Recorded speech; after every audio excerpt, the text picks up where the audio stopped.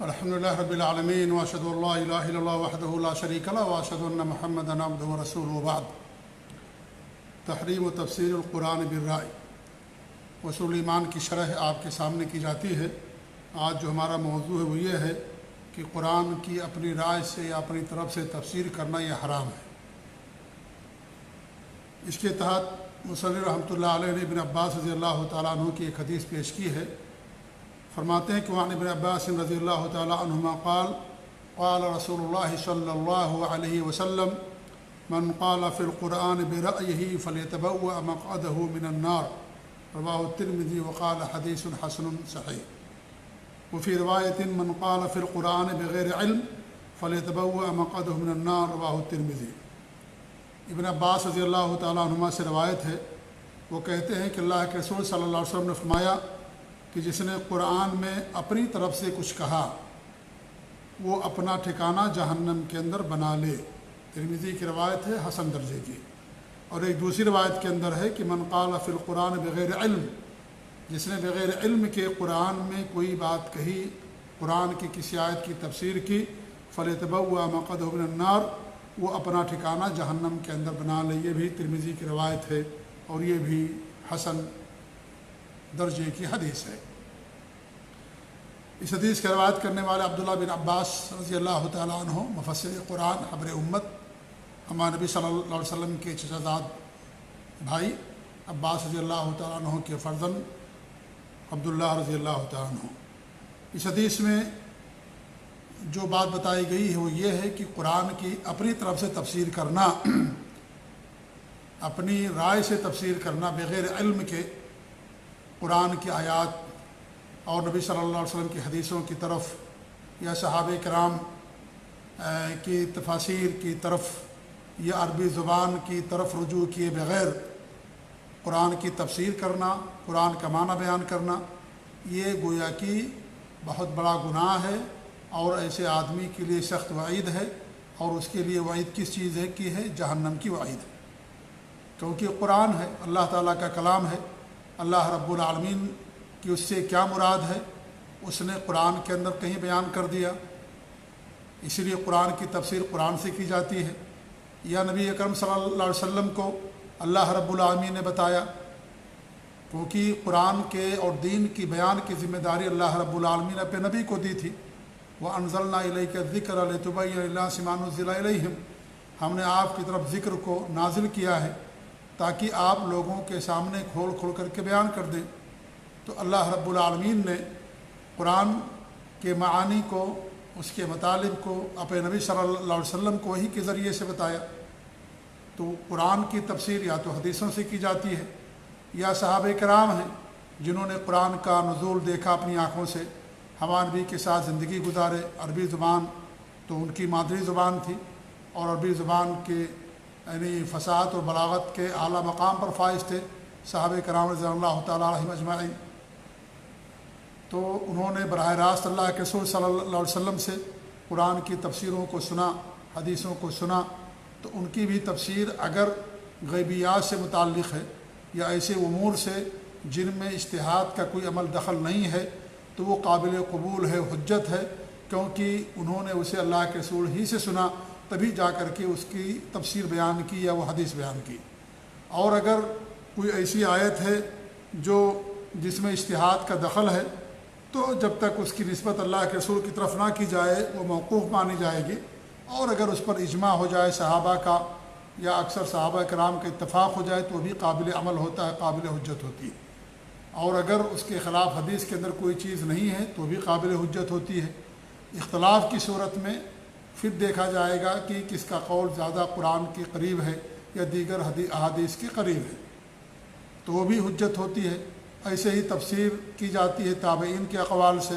تابعین وہ ہے جنہوں نے اللہ کے رسول صلی اللہ علیہ وسلم کے صحابہ کرام سے ملاقات جن کی ہوئی، ایمان کی حالت میں ان کو تابعی کہا جاتا ہے۔ انہوں نے صحابہ کرام سے قرآن کی تفسیر سنی، ان سے حدیثیں لی،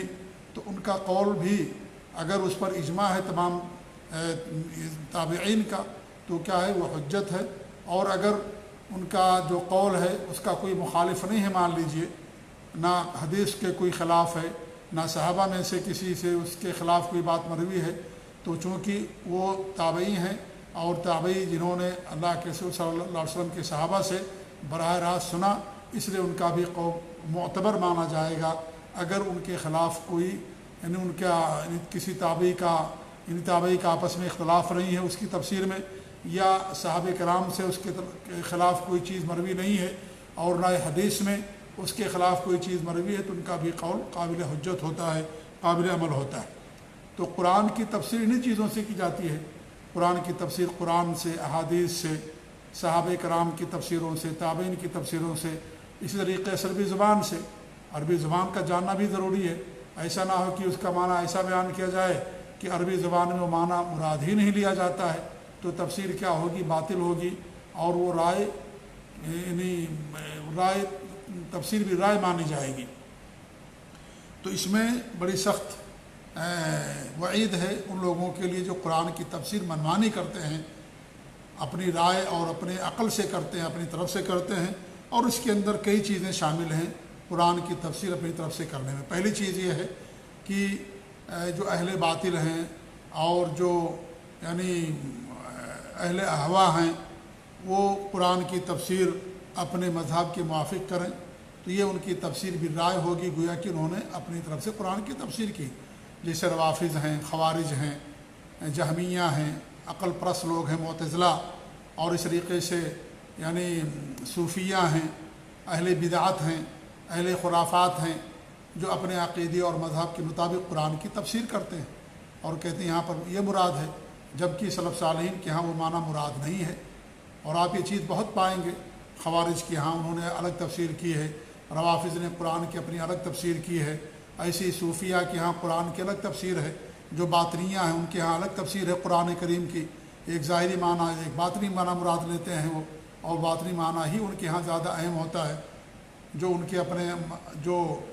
مشائخ ہوتے ہیں ان سے سنتے ہیں اور سینہ بسینہ وہ چیز چلی آتی ہے، تو اس طریقے سے وہ تفسیر کرتے ہیں۔ جیسے زکوٰۃ کی تفسیر وہ کرتے ہیں، جو اپنے یہ روافظ اور جو باطنی ہیں کہ اپنے جو ائمہ ہیں ان کو جو خمس دیتے ہیں، مال کا 5واں حصہ دیتے ہیں، وہ زکوٰۃ سے مراد نعوذ باللہ من ذالک۔ تو یہ سب باطنی تفسیریں ہیں، غلط تفسیریں ہیں یہ۔ ایسے اہل بدعت، اہل خرافات، اہل شرک قرآن کی غلط تفسیر کرتے ہیں اور اپنے عقیدے اور مذہب کے مطابق قرآن کریم کے معنی کو بیان کرتے ہیں۔ تو یہ قرآن کی اپنی طرف سے تفسیر کرنا ہوا، اور اگر کوئی آدمی ایسا کرتا ہے تو اس کا ٹھکانہ جہنم ہے، کیونکہ وہ سلف صالحین کے تفسیر کے خلاف ہے۔ اسی طریقے سے قرآن کی سائنسی تفسیر کرنا، یہ بھی سلف صالحین کا منہج نہیں رہا ہے، کیونکہ سائنس کیا ہے؟ یہ لوگوں کی نظریات کا نام ہے، لوگوں کے پریکٹیکل کا نام ہے، اور کبھی یہ چیز صحیح ہوتی ہے، کبھی غلط ہو جاتی ہے۔ آج جو چیز لوگ صحیح مانتے ہیں کل اس کو انکار کر دیا جاتا ہے۔ بہت ساری ایسی باتیں تھیں کہ لوگ پہلے مانتے تھے سائنس میں، بعد کی سائنس نے اس کو غلط ثابت کر دیا۔ اس لیے اگر قرآن کی تفسیر سائنس کریں گے تو اس کا مطلب یہ ہو جائے کہ قرآن نعوذ باللہ اپنی جگہ پر اس کا معنی غلط ہو جائے گا، جھوٹ ثابت ہو جائے گا۔ اس لیے قرآن سائنس کی کتاب نہیں ہے۔ اللہ رب العالمین نے سائنس کی کچھ باتیں اس کے اندر بیان کی ہیں، جی ہاں، لیکن یہ سائنسی کتاب نہیں ہے، ہدایت کی کتاب ہے۔ یہ عمل کے لیے اللہ نے اس کو بھیجا ہے، اس لیے اس کی سائنسی تفسیر کرنا اور ہر آیت کے اندر ہر آیت کی تفسیر میں سائنس ڈھونڈنا کہ سائنس یہ کہتی ہے، قرآن بھی یہی کہتا ہے، تو سائنس آج لوگ مان رہے ہیں وہ بات، کل اور نئی تحقیق آ گئی وہ بات غلط ہو گئی تو قرآن جھوٹا ہو جائے گا نعوذ باللہ من ذالک ان کے اس عمل سے۔ اس لیے قرآن کی تفسیر سائنس سے کرنا ہی بالکل صحیح نہیں ہے، یہ سلف صالحین کا عقیدہ اور منہج نہیں رہا ہے۔ اس طریقے سے ہر سوال کا جواب قرآن سے دینا، صوفیہ وغیرہ کو، رابعہ بصری کے بارے میں آپ نے پڑھا ہوگا، پتہ نہیں وہ چیز ان سے ثابت بھی ہے کہ نہیں ثابت ہے، کہ وہ جب بھی جواب دیتی تھیں قرآن سے جواب دیتی تھی، جبکہ وہاں قرآن کا مطلب کچھ اور ہے، اس کو اپنے معنی پر انہوں نے فٹ کر لیا تو غلط معنی ہو گیا قرآن کریم کا، تو یہ بھی صحیح نہیں اس طریقے سے کرنا۔ یہ انسان، چوتھی بات یہ ہے کہ انسان کوئی رائے قائم کر لیتا ہے اور کوئی یعنی اپنی رائے اس کی ہے، اب اس کے مطابق قرآن کی اور حدیثوں کی منمانی تفسیر کرتا ہے، قرآن کو بدل دیتا ہے، معنی کو بدل دیتا ہے، حدیث کو بدل دیتا ہے، کیونکہ اس کا اپنا ایک منہج ہے، اس کی اپنی ایک رائے ہے، اور اس کی رائے کے مطابق کھینچ تان کر کے قرآن کی آیتوں کو پیش کرتا ہے، اللہ کے رسول صلی اللہ علیہ وسلم کی حدیثوں کو پیش کرتا ہے، تو سب منمانی تفسیر ہے قرآن کی اپنی طرف سے تفسیر کرنا۔ ایسے لوگوں کا ٹھکانہ جہنم ہے، جی ہاں۔ اس طریقے سے آج ہمارے معاشرے میں ایک چیز یہ بھی رائج ہے کہ کہ انسان کوئی ادارہ قائم کرتا ہے، کوئی مجلہ نکالتا ہے اور اس مجلے کا کوئی نام طے کرتا ہے، ادارے کا کوئی نام طے کرتا ہے، تو کیا کرتا ہے، اگر وہ لفظ قرآن کریم کے اندر آیا ہوا ہے تو اس کو لا کر کے وہاں پہ فٹ کر دیتا ہے اور وہ اس کو لکھتا ہے وہاں پر۔ یہ بھی صحیح نہیں ہے، یہ بھی اس سے بچنا چاہیے اور اس سے انسان کو پرہیز کرنا چاہیے، کیونکہ وہاں پر وہ معنی مراد نہیں ہوتا ہے۔ اگر وہ یہ سمجھتا ہے کہ یہاں پر یہی مراد ہے تو قرآن کی اپنی رائے سے تفسیر کرنا ہو گیا، اور اگر یہ کہتا ہے کہ نہیں ہے، مراد نہیں ہے، میں نے صرف استئناس کیا ہے اور چونکہ یہ نام قرآن میں آیا ہے اس لیے میں نے اس کو یہاں لکھ دیا، اگر یہ سمجھتا ہے تو بھی اس سے انسان کو بچنا چاہیے، یہ اگرچہ قرآن کی منمانی تفسیر میں چیز داخل نہیں ہوگی، لیکن پھر بھی یہ سلف صالحین سے چیز ثابت نہیں ہے کہ انسان اس طرح کا عمل کرے کہ اپنے ادارے کا نام رکھا، مجلے کا نام رکھا یا کسی اور کا نام رکھا تو قرآن کی آیت کو وہاں پر اس نے فٹ کر دیا لا کر کے، جبکہ وہاں پر آیت کا معنی مطلب کچھ اور ہے۔ اس لیے قرآن کی منمانی تفسیر وغیرہ کرنا یہ کیا ہے، یہ غلط ہے۔ اور تفسیر میں بھی یہ نہیں ہے کہ بھائی انسان اجتہاد کرے اپنی طرف سے۔ آج بڑے افسوس کی بات ہے کہ نوجوانوں کے اندر چیز پائی جاتی ہے، خاص طور سے جو اخوان المسلمین کی طرف منسوب لوگ ہیں، جماعت اسلامی والے ہیں، جماعت اسلامی کے نوجوانوں کی یہاں یہ چیز بڑی کثرت کے ساتھ پائی جاتی ہے کہ وہ لوگ قرآن کا بہت زیادہ اہتمام کرتے ہیں اپنی طرف سے اور ظاہر کرتے ہیں، اس لیے ان کے ہاں قرآن کی تفسیریں چلتی ہیں، نوجوان سب بیٹھ کر کے قرآن کی تفسیریں کرتے ہیں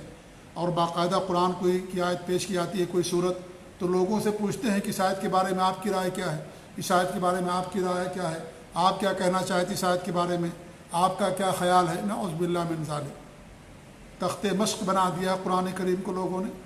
نوجوانوں نے جن کو عربی زبان کچھ نہیں آتی، لے دے کر کے ان کے پاس تفہیم القرآن ہے یا ظلال القرآن ہے سید قطب کی،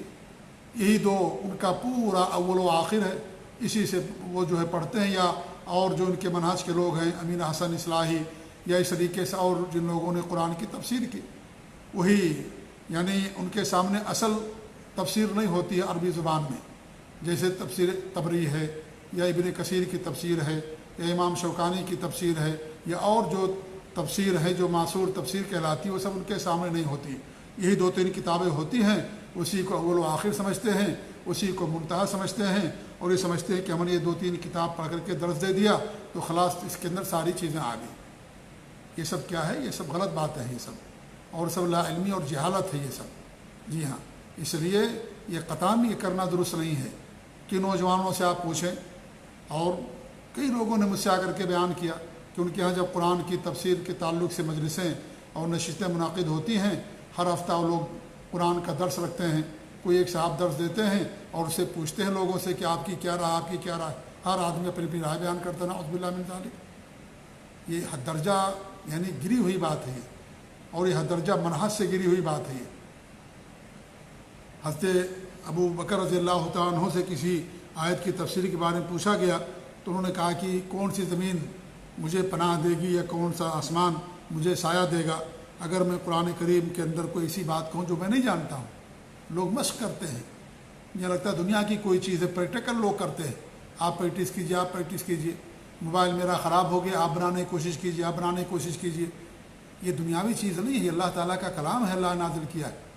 اللہ تعالیٰ جو زیادہ جاننے والا ہے، اور اس کی تفسیر بیان کی ہے اللہ رب العالمین قرآن کریم کے اندر، نبی نے بیان کی ہے۔ اسی لیے آپ دیکھیں ان لوگوں کی تفسیریں اکثر اپنی رائے کے مطابق ہوتی ہیں، حدیثیں نہیں ہوتی ہیں۔ کوئی آدمی پوری تفسیر لکھ دیتا ہے قرآن کریم کی کئی جلدوں میں، اور اس کی پوری کتابوں کے اندر 35-40 حدیثیں ہوتی ہیں۔ نعوذ باللہ من ذالک، کس قدر دیکھیے حدیث سے بے اعتنائی اور کس قدر حدیث سے دوری ہے یہ کہ انسان قرآن کی تفسیر لکھتا ہے اور پوری تفسیر کے اندر 4-5 جلدوں کی تفسیر کے اندر 30-35 حدیثیں صرف آتی ہیں، وہی بار بار آتی ہے، باقی اور حدیثوں کی طرف انسان توجہ نہیں دیتا ہے۔ یہ منہج، یہ سلف صالحین کا منہج نہیں ہے، یہ ان لوگوں کا منہج ہے جو صحیح راستے سے بھٹکے ہوئے ہیں۔ جی ہاں،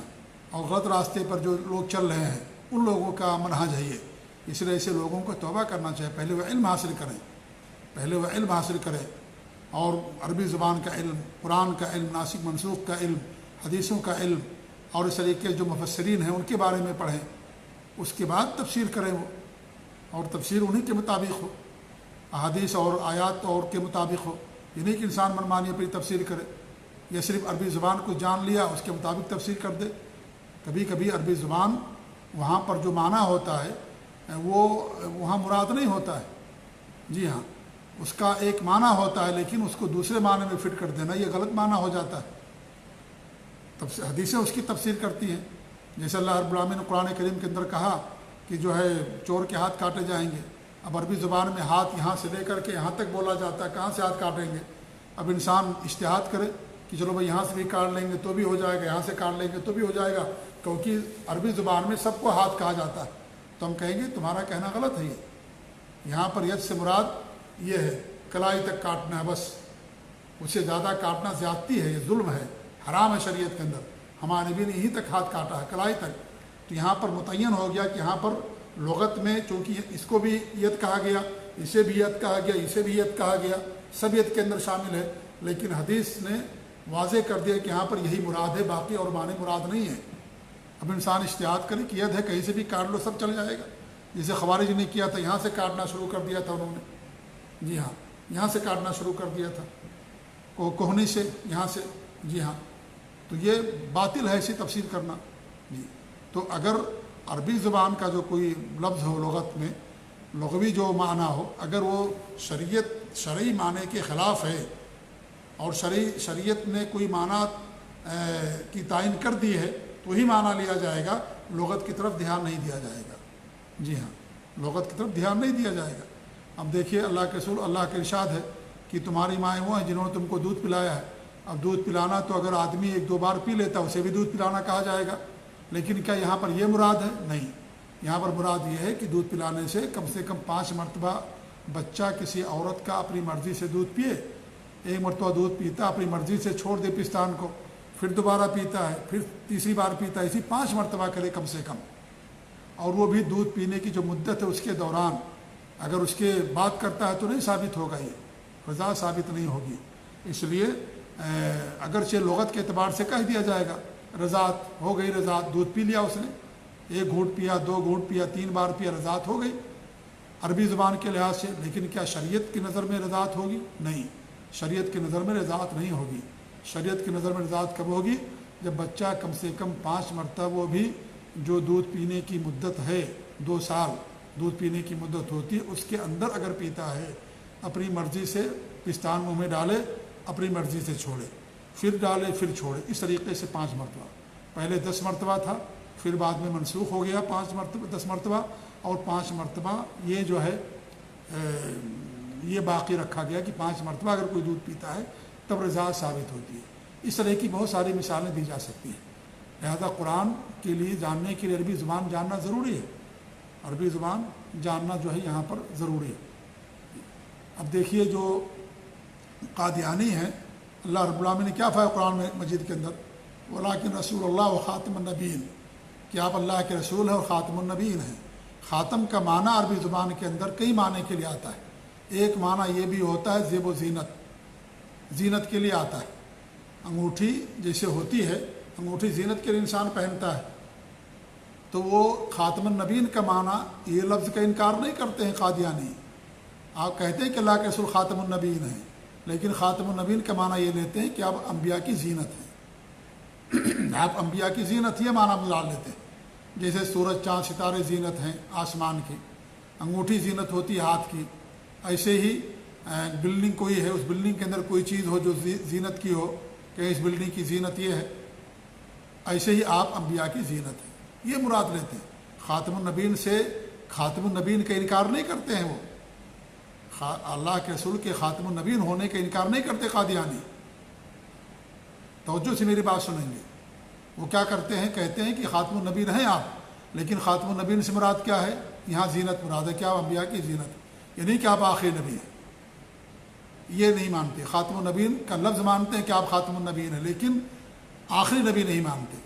یہ کہتے ہیں کہ آپ انبیاء کی زینت۔ تو کیا ان کا معنی صحیح ہوگا؟ بالکل غلط ہے ان کا معنی، یہ غلط ہے، یہ قرآن کا بھی انکار، حدیثوں کا بھی انکار ہے۔ تو خاتم کا معنی زینت کے ہوتا ہے، لیکن خاتم کے معنی آخری بھی ہوتا ہے، کیونکہ قرآن کی تفسیر حدیثوں سے بھی کی جائے گی۔ اللہ کے رسول نے کیا فرمایا؟ لا نبی بعدی، میرے بعد کوئی نبی نہیں ہے، میرے بعد کوئی نبی نہیں ہے۔ اور آپ نے مثال دیا کہ ایک بلڈنگ کی، جیسے ایک بلڈنگ ہوتی ہے اور اس میں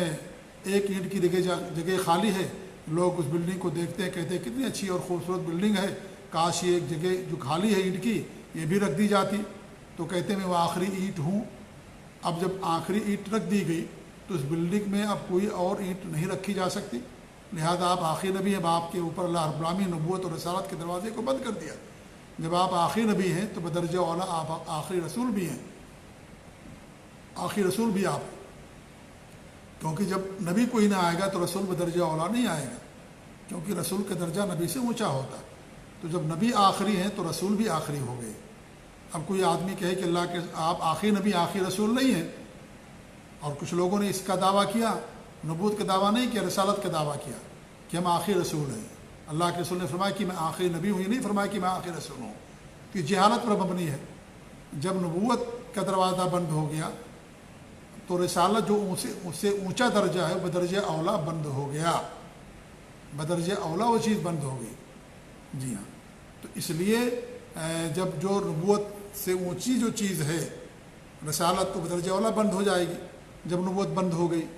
تو آپ آخری نبی بھی ہیں اور آخری رسول بھی ہیں۔ اب آپ کے بعد دنیا کے اندر کوئی دوسرا نبی اور رسول نہیں آئے گا۔ اگر کوئی عقیدہ رکھتا ہے تو کافر ہے وہ۔ جی ہاں، تو بتانے کا مقصد یہ ہے کہ صرف عربی زبان سے بھی قرآن کی تفسیر نہیں کی جائے گی کہ آپ شریعت کی اصطلاح کو چھوڑ دیں اور حدیثوں کو چھوڑ دیں، آپ صرف عربی زبان جان کر کے اور قرآن کی تفسیر کرنا شروع کر دیں۔ تو پھر اگر یہی بات تھی کہ عربی زبان ہی سے قرآن کی تفسیر کی جاتی تو عربی جو صحابہ تھے سب کے سب عربی زبان پر ماہر تھے، ان کی زبان عربی زبان تھی، پھر ہمارے نبی نے تفسیر کیوں کہ یہاں پر یہ مراد، یہاں پر یہ مراد ہے۔ اور پھر اگر اپنی رائے ہی سے قرآن کی تفسیر کی جائے تو پھر اللہ رب العالمین نے اپنے نبی کو کیوں بھیجا؟ ہر آدمی اپنی رائے سے کر لے قرآن کی تفسیر، اپنی رائے سے حدیثوں کا معنی بیان کر دے، نبی کو آنے کی ضرورت کیا تھی؟ اگر قرآن کی تفسیر انسان اپنی عقل سے کرے اور اپنی سوچ کے مطابق کر لے، جو چاہے اپنی عقل کے مطابق بیان کر دے، تو پھر نبی کو آنے کی ضرورت کیا تھی؟